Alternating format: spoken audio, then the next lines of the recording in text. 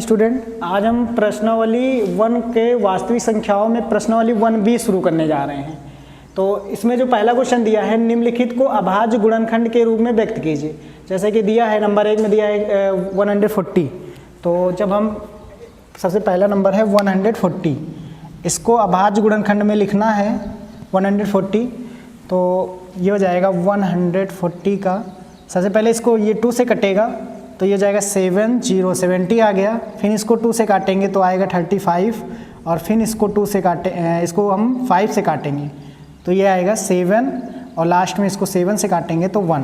तो इसका जो 140 का जो अभाज्य गुणनखंड है, 140 का अभाज्य गुणनखंड हो जाएगा 2 × 2 × 5 × 7, इतना हो गया। या इसी को हम लिख सकते हैं 2 के पावर 2 × 5 × में 7, ये हो जाएगा। ऐसे दूसरा क्वेश्चन दिया है, इसका सेकेंड नंबर क्वेश्चन है 156। ऐसे इसका भी निकालेंगे गुणनखंड 156। सबसे पहले इसको हम काटेंगे 2 से तो ये आएगा 7 और 8, फिर 2 से तो 3 और 9, अब उसके बाद 3 से आएगा 13, और लास्ट में 13 से 1।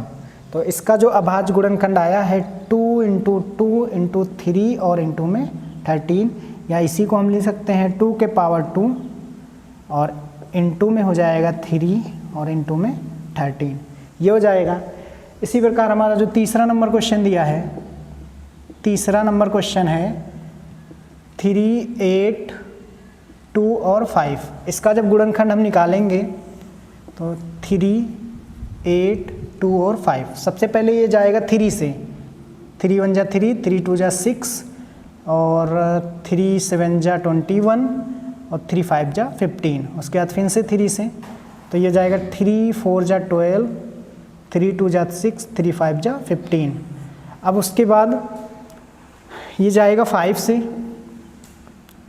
5 8 जा 40, और 5 5 जा 25। उसके बाद फिर 5 से, 5 1 जा 5, 5 7 जा 35। उसके बाद अब ये 17 से तो ये आ जाएगा 1। यहाँ से ये हमारा जो इसका अभाज्य गुणनखंड निकल के आया है वो हो जाएगा 3 × 3 × 5 × 5 × में 17, या हम इसको लिख सकते हैं 3 के पावर 2 × 5 के पावर 2 × में 17। ऐसे अगला 4 नंबर क्वेश्चन है, 4 नंबर क्वेश्चन है 7, 4, 2 और 9। इसका गुणनखंड करेंगे 7, 4, 2 और 9। इसको सबसे पहले हम 17 से डिवाइड करेंगे। तो 17 से 4 बार जाएगा तो यहाँ हमारा बचा है 6। अब यहाँ जाएगा 3 बार, बचा कितना 6, यहाँ 6 बचा था, अब उसका 62 हुआ, 17 3 जा 51, और 62 11 119 हो जाएगा। ये हो जाएगा 17 7 जा 7 बार जाएगा। अब उसके बाद 19 से 19 2 जा, और 19 2 जा हो जाएगा 19 2 जा 38, और 5 3 आ जाएगा, और उसके बाद फिर 23 से, लास्ट में जब 23 से करेंगे तो 1 हो जाएगा। तो इसका जो अभाज्य गुणनखंड निकल के आएगा, अभाज्य गुणनखंड इसका ये हो जाएगा 17 × 19 × 23, ये हमारा आंसर हो जाएगा। अगला क्वेश्चन दिया है अभाज्य गुणनखंड विधि से एलसीएम और एचसीएफ ज्ञात कीजिए। तो जिसमें पहला नंबर क्वेश्चन है 12, 15 और 21। तो पहले नंबर में हम बारी बारी से इन सब का पहले अभाज्य गुणनखंड निकालेंगे। जैसे 12 है, इसका जब अभाज्य गुणनखंड निकालेंगे 2 से हो जाएगा तो 6, फिर 2 से, फिर 3। अगर हम 12 का अभाज्य गुणनखंड लिखेंगे तो यहाँ हमारा आएगा 2 × 2 × 3। इसी प्रकार हम 15 का निकालेंगे। 15 का अभाज्य गुणनखंड यहाँ 3 से 5, और फिर 5 से 1। तो 15 का कितना आएगा, 15 का हो जाएगा 3 × 5, और इसी प्रकार 21 का निकालेंगे। 21 का जब निकालेंगे तो सबसे पहले 3 से 7 आया, फिर 7 से 1 आ जाएगा। तो यहाँ 21 का जो हमारा निकल के आया है 21 का 3 इंटू 7। अब एचसीएफ और एलसीएम निकालना है। तो एचसीएफ जो होता है, सबसे पहले एचसीएफ निकालते हैं। एचसीएफ जो होता है जो तीनों में कॉमन होगा वही एचसीएफ होगा। तो तीनों में कॉमन देखिए, यहाँ 3 है, यहाँ 3 है और यहाँ 3, यानी कि तीनों में कॉमन क्या है 3। तो हमारा एचसीएफ क्या हो गया 3। इसी प्रकार एलसीएम, एलसीएम जो तीनों में कॉमन होता है उसको तो लिखते ही हैं, जैसे 3 हो गया, और जो कॉमन नहीं है उसको भी लिखते हैं, यानी कि यहाँ पे हो जाएगा 2 इंटू 2, और यहाँ क्या बचा है 5 बचा है, और यहाँ क्या बचा है 7 बचा है, ये हो जाएगा। अब अगर हम इन सबको मल्टीप्लाई कर दें तो ये हो जाएगा 5 2 जा 10 और 10 2 जा 20 और 23 जा हो जाएगा 60 इंटू 7, या यहाँ से ये निकल के आएगा हमारा 42 यानी 420 आंसर। इसी प्रकार दूसरा क्वेश्चन जो दिया है सेकेंड नंबर क्वेश्चन में है, सबसे पहले दिया है हमारा 8, तो सेकेंड नंबर जब लगाएंगे तो उसमें दिया है 8 का निकालेंगे 2 से, ये 2, फिर 2 से 1, 2 से यहाँ 4 बचेगा 4, और उसके बाद फिर 2 से करेंगे तो 2 और ये 1। तो ये जो हमारा 8 का आया है भाज्य गुणनखंड, ये हो जाएगा 2 इंटू 2 इंटू 2। इसी प्रकार 9 का निकालेंगे, 9 का हो जाएगा 3, तो यहाँ आएगा 3, फिर 3 से 1। तो जो हमारा 9 का भाज्य गुणनखंड आया है 3 इंटू 3। इसी प्रकार 25 का निकालेंगे जब, तो 25 5 से हो जाएगा, यहाँ पे आएगा 5 और ये 5 से 1, तो यानी कि 25 का हो जाएगा 5 इंटू 5, इतना आ गया। अब इसमें हम देखेंगे एचसीएफ, देखिए इसमें कॉमन क्या है, दोनों में कुछ कॉमन है, कॉमन नहीं दिख रहा है, यानी कि अगर कॉमन नहीं है तो एचसीएफ क्या होता है 1 होता है। अगर किसी में कोई संख्या कॉमन नहीं है तो हमारा एचसीएफ कितना आएगा 1 आएगा। और इसी प्रकार जब एलसीएम निकालेंगे तो जब इसमें कोई संख्या कॉमन नहीं है तो इन सारी संख्याओं को हम मल्टीप्लाई कर लेंगे, यानी कि ये हो जाएगा 8 इंटू इसका होगा 9 और इंटू में 25।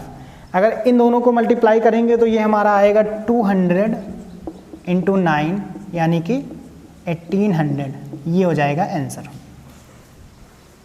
अगला क्वेश्चन दिया है, यदि एचसीएफ 306 और 657 का 9 है तो ज्ञात कीजिए एलसीएम 306 और 657 का। तो हमको 306 और 657 का एलसीएम निकालना है।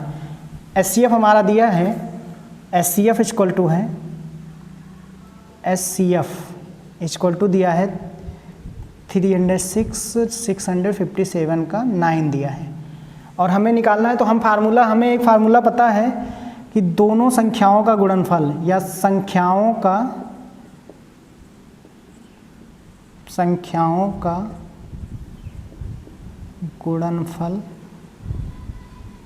बराबर होता है एलसीएम इंटू एचसीएफ। अगर हमें एलसीएम निकालना है तो एलसीएम इक्वल टू हो जाएगा, संख्याओं का गुणनफल, संख्याओं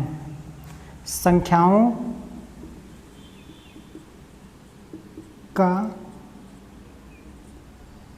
गुणनफल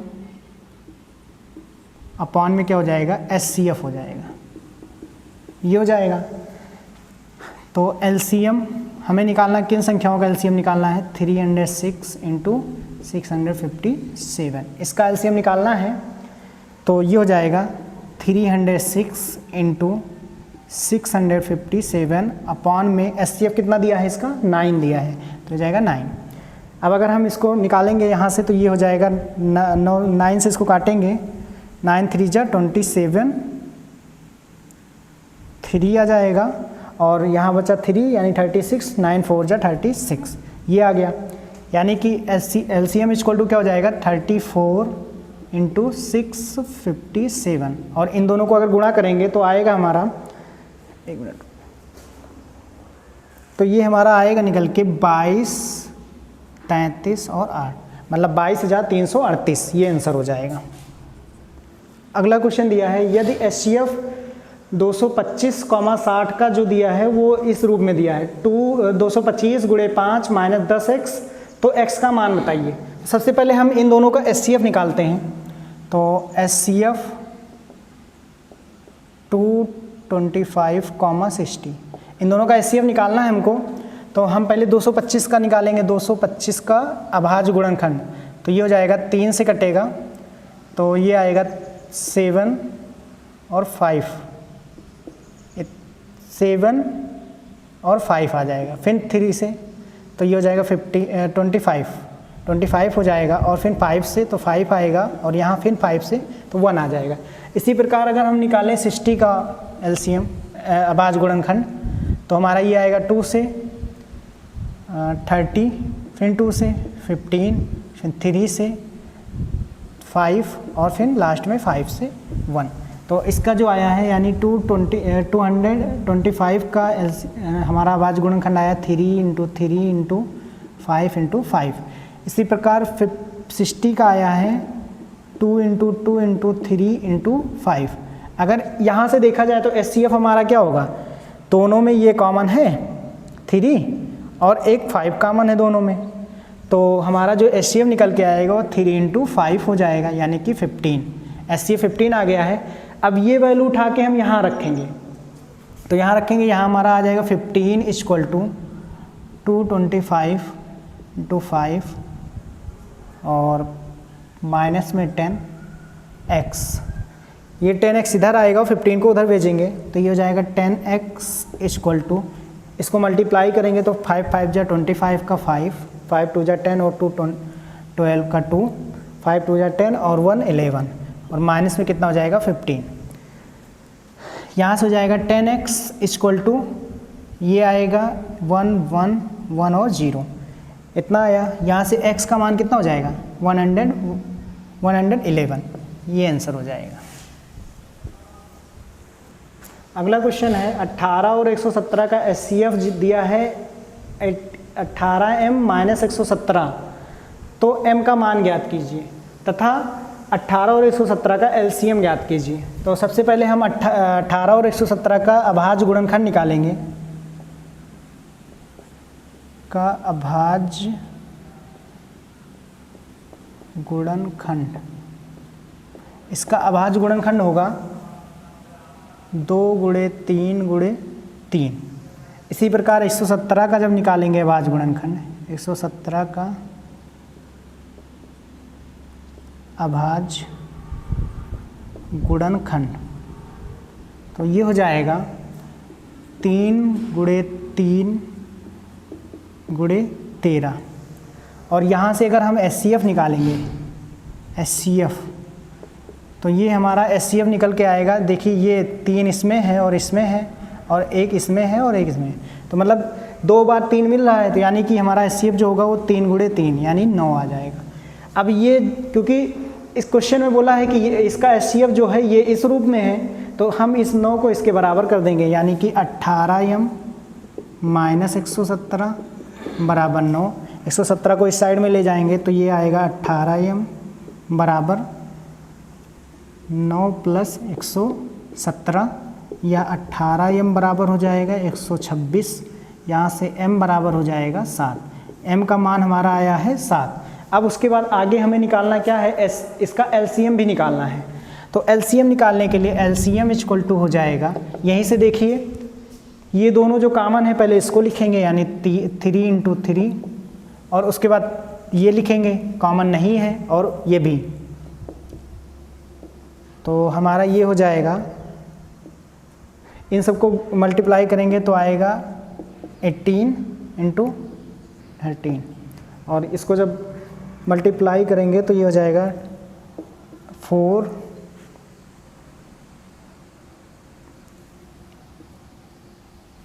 इतना आंसर हो जाएगा।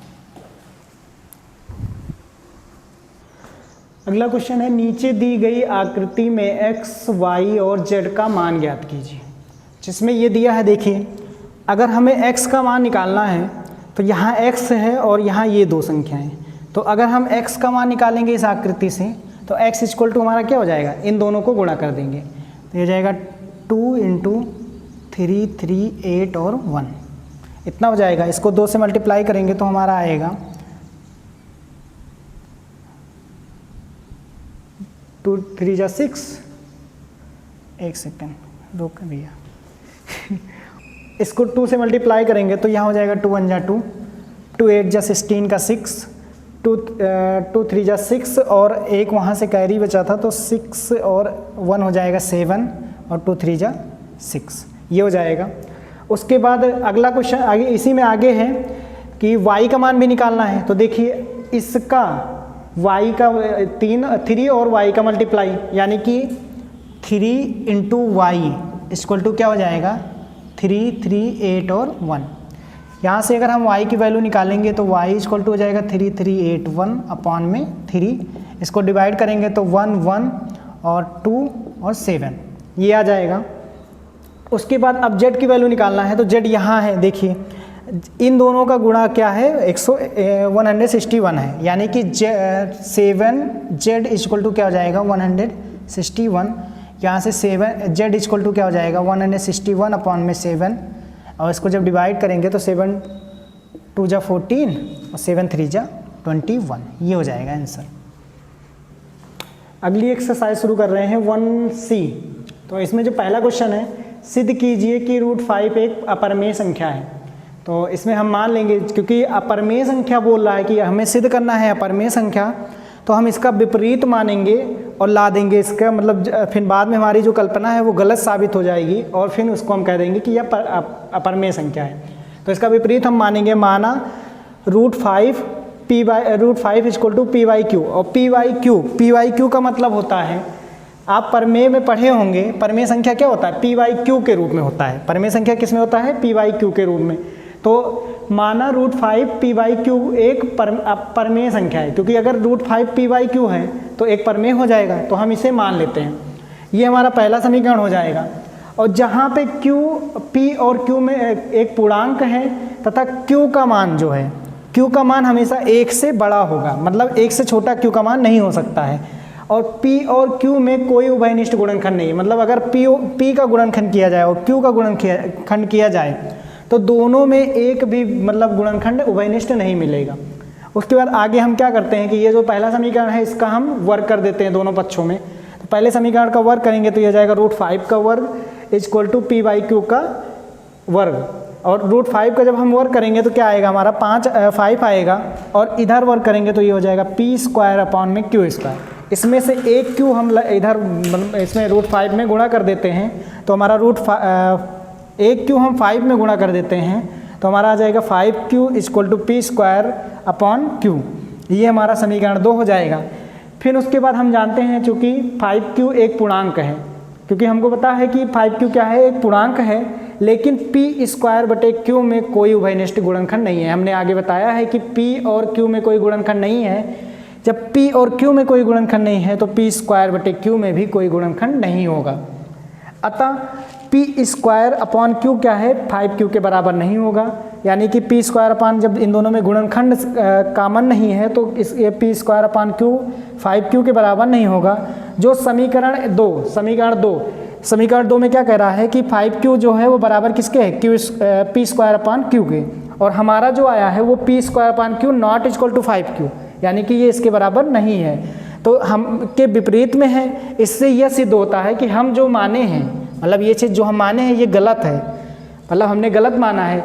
अगर ये परमेय नहीं है तो क्या है, जब हम गलत माने हैं मतलब हम इसको परमेय माने हैं तो ये हमारा सिद्ध क्या हो रहा है कि ये परमेय नहीं है। तो अतः ये क्या है कि अपरमेय है, इसलिए ये क्या √5 हो जाएगा अपरमेय संख्या, यही प्रूफ हो जाएगा। अगला क्वेश्चन है यदि √2 एक अपरमेय संख्या है तो सिद्ध कीजिए कि 2 + √2 भी अपरमेय संख्या होगी। तो ये दिया है √2 एक अपरमेय संख्या, तो हम मान लेते हैं ये जो दिया है सबसे पहले मानते हैं, माना 2 + √2 एक परमेय संख्या है, परमेय संख्या है, यानी कि 2 + √2 को हम मान लेते हैं r के बराबर है, जो जहाँ ब्रैकेट में लिख देंगे जहाँ r क्या है परमेय संख्या है, r परमेय संख्या है, जहाँ r परमेय संख्या है। अब यहाँ पे दोनों पक्षों का वर्ग करेंगे, दोनों पक्षों का वर्ग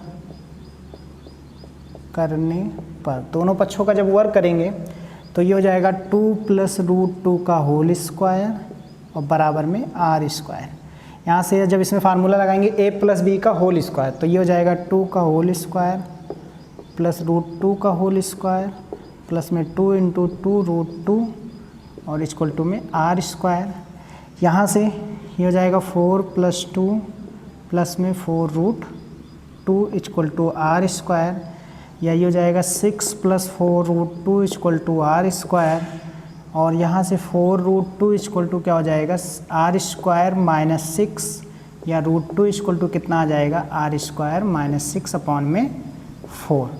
ये आ गया हमारा इक्वेशन सेकेंड, इसको हम इक्वेशन फर्स्ट मान लेंगे, इक्वेशन फर्स्ट इतना आया। अब उसके बाद चूंकि दिया है कि r क्या है, एक परमेय संख्या है, लिखेंगे हम जानते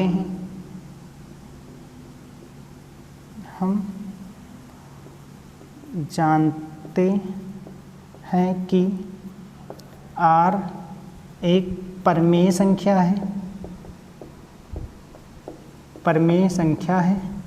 अगर r एक परमेय संख्या है तो r स्क्वायर भी परमेय संख्या होगी, इसलिए r स्क्वायर भी परमेय संख्या होगी। और अगर r स्क्वायर परमेय संख्या है तो इसमें हम कुछ जोड़ेंगे या घटाएंगे या भाग करेंगे तो वो भी परमेय संख्या होगी। अतः r स्क्वायर माइनस 6/4 भी परमेय संख्या है। लेकिन क्वेश्चन में क्या दिया है, लेकिन क्वेश्चन में क्या दिया है कि √2 जो है वो अपरमेय है, लेकिन √2 एक अपरमेय संख्या है, अपरमेय संख्या है। √2 अगर अपरमेय है तो ये जो अगर √2 अपरमेय है तो r स्क्वायर माइनस 6 क्या है, r स्क्वायर माइनस 6/4 जो है वो √2 के बराबर है। अतः हमारी कल्पना, अतः समीकरण 2 में हमारी कल्पना गलत है, गलत है। इसलिए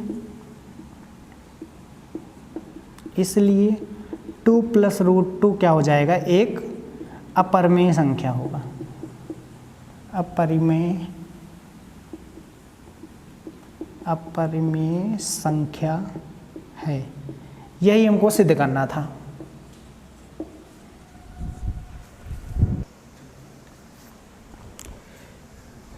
इसमें है अगला क्वेश्चन है, सिद्ध कीजिए कि 3 + 2√5 एक अपरिमेय संख्या है। तो इसमें सबसे पहले हम मान लेंगे, माना 3 + 2√5 एक परमेय संख्या है, परमेय संख्या है। और जो परमेय मानेंगे उसको हम x बाई मान लेंगे, x/y। तो यहाँ से हो जाएगा 3 + 2√3 इक्वल टू क्या, √5, 2√5 इक्वल टू हो जाएगा x/y। यहाँ लिख देंगे जहाँ x/y क्या है, परमेय है, परमेय है। हमने परमेय मान लिया है x/y। तो अब ये जब 3 इधर जाएगा तो ये हो जाएगा 2√5 इक्वल टू हो जाएगा x/y माइनस में 3, या यहाँ से हम अगर √5 का मान निकालेंगे तो √5 इक्वल टू हो जाएगा x/y माइनस 3, और अपान में क्या हो जाएगा, अपान में हो जाएगा 2। ये आ गया समीकरण, इसको हम मान लेंगे 2 और इसको पहला समीकरण। अब इसमें देखिए, अभी हमने सबसे पहला क्वेश्चन जो प्रूव किया था, क्या प्रूव किया था, √5 एक अपरमेय संख्या है। तो हम लिखेंगे कि चूँकि x/y एक चूँकि x बाई वाई एक परमेय संख्या है तो x बाई वाई माइनस 3/2 भी एक परमेय संख्या होगा, परमेय संख्या होगा। और देखिए जब ये मतलब x बाई वाई जो परमेय संख्या है तो ये भी परमेय संख्या होगा, मतलब ये वाला भाग भी परमेय संख्या होगा। और जब ये परमेय संख्या है तो ये अपरमेय संख्या के बराबर तो हो नहीं सकता, अतः √5 not equal to x by Y minus में 3/2, मतलब ये √5 जो है इसके बराबर नहीं होगा, जो हमारी कल्पना के विपरीत है, जो हमारी कल्पना के विपरीत है, विपरीत है, जो हमारी कल्पना के विपरीत है। अतः